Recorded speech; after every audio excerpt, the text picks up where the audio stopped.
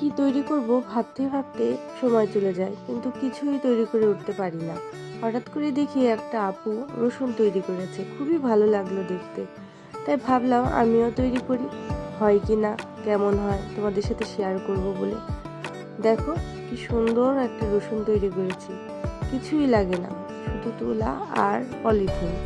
একটা সুতার সাহায্যে তুলা আর পলিথিনকে নিজের হাতের আন্দাজে রসুনের শেপ দিয়ে নিলাম।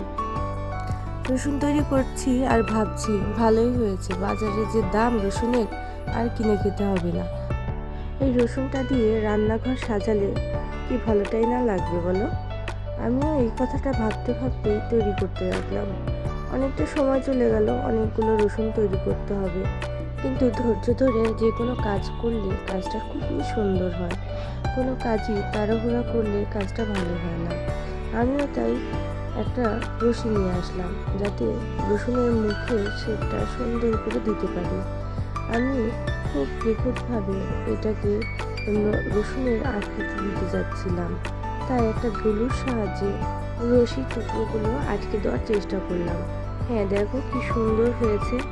এখন এভাবে হলে তো হবে না, নীল রঙের সুতাগুলো দেখা যাচ্ছে। এই কারণেই আমি একটা হোয়াইট কালার দিয়ে এটাকে কভার করার চেষ্টা করলাম। আর হোয়াইট কালার দেওয়াতে এই রসুনটা অনেকটা রিয়েলিস্টিক লাগছিল।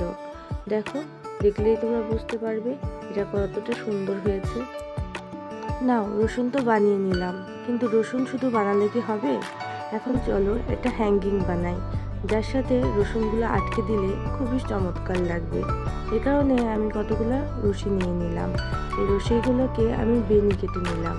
আস্তে আস্তে প্রত্যেকটা রশিকে নিজে হাতে ধরে বেনি করে নিলাম। বেনি করার পর দেখবা কত সুন্দর লাগে। যখনই বেনিটা কমপ্লিট হয়ে যাবে, তখন আমি গ্লুগানের সাহায্যে রশির সাথে প্রত্যেকটা রসুন আটকে দিব। আটকে দিলেই বুঝবে কতটা সুন্দর লাগে দেখতে। এই নাও, আমি রসুনকে আটকে দিচ্ছি। দেখতে দেখতে আমি সবগুলো রসুন আটকে দিলাম।